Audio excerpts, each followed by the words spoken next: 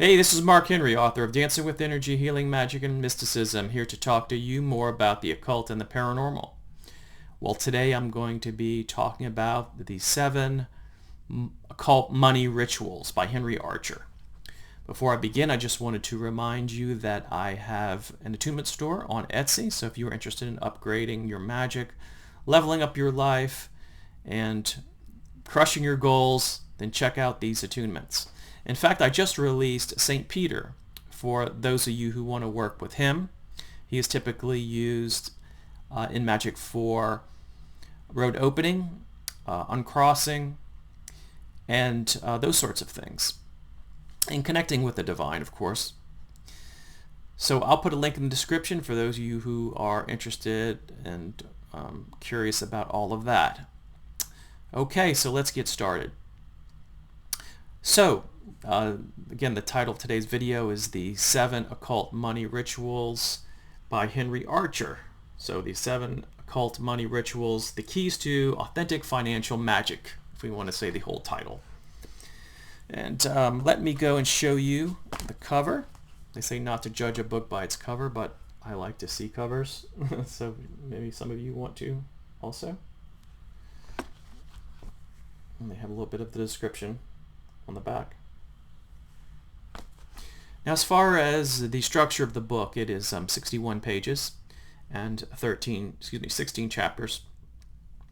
So when you look at that, you kind of say, well, maybe it's a little thin.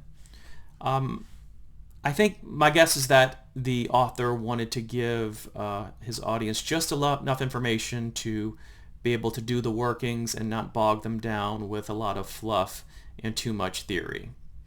So if that is kind of to your liking, I encourage you to check this book out, because you could go through it pretty fast, maybe take some notes and get going, start to make some extra money for yourself. So with these chapters, they are included with 7 rituals that you will have to perform in order to achieve, your financial success. Now, some of the chapters that are mentioned are things like how does money magic work, the powers of financial magic, secrets of occult finance, all of the kind of the background information that you need to know before actually starting the rituals. Now, as far as the rituals are concerned, what type of forces are called upon? Well, they have the 4 Gnostic angels. There is a path working with Metatron and some other workings with Metatron in the book. There is also some techniques for a path working to access the power of some ancient gods. So if any of that sounds good to you, then I think you're going to enjoy this book. Now, when we're talking about the rituals themselves, I'll kind of go through some of the titles so you can kind of know what's in store for you. So the first one is the rejection of personal poverty. So trying to remove those things that are contributing to your poverty. Number 2 would be removing financial desperation. When you're too needy, when you're too desperate, that too can get in your way. When things are too urgent, or there's this feeling that when it's there, that it kind of can push, your success away. Third one would be remove blockages that prevent wealth from coming to you. So this would be more like emotional. Do you feel guilty about having too much money?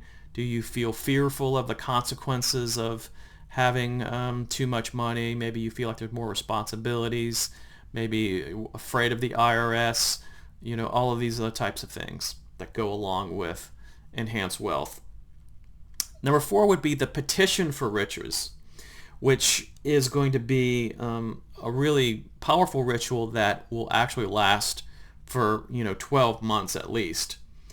And each opportunity, it is said, that comes about from this particular ritual will build on the other. So it kind of like is this a snowball that kind of gets bigger. So this particular ritual is highly regarded in this book.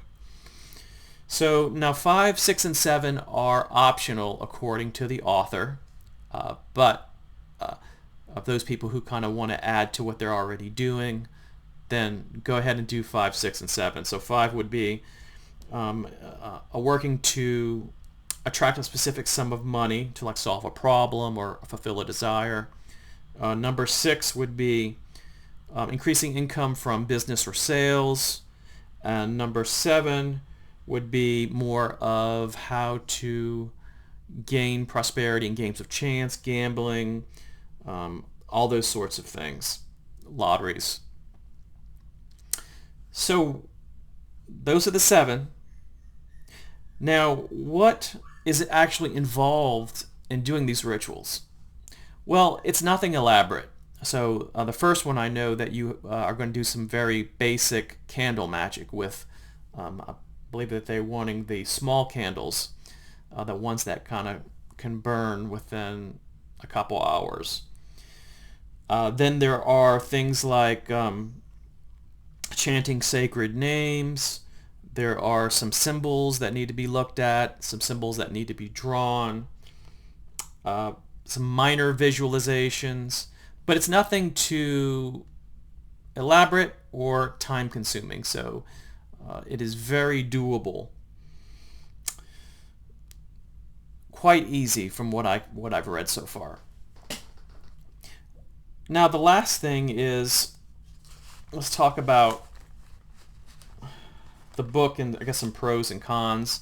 One of the pros, and I've alluded to this in the beginning, would be that some people don't like thinner books because they really want a full understanding of what's going on. They want to know more about the forces. They want to know a lot of theory. And if you're somebody who likes that, then you might be turned off by this book, because it is, like I said, I believe that it's designed for the people who just want to get going and they want it just kind of an elementary understanding, and they will kind of, they will learn as they go and with a little bit of, trial and error along the way. And that's kind of what magic is kind of about. It's about learning. So I know plenty of people who have been bogged down by a lot of theory and a lot of things, and all of a sudden they get lost, in the woods when they're trying to work with the trees, And there's nothing wrong with the bigger books. Some people, they want to have an intellectual understanding before they actually do it. But the danger is that it can all stay in your head and you can lose the motivation to do. And the success is going to be in the doing. Well, okay. Thank you for listening to this book review. I hope that you will have a good weekend, and I will talk to you soon. Take care.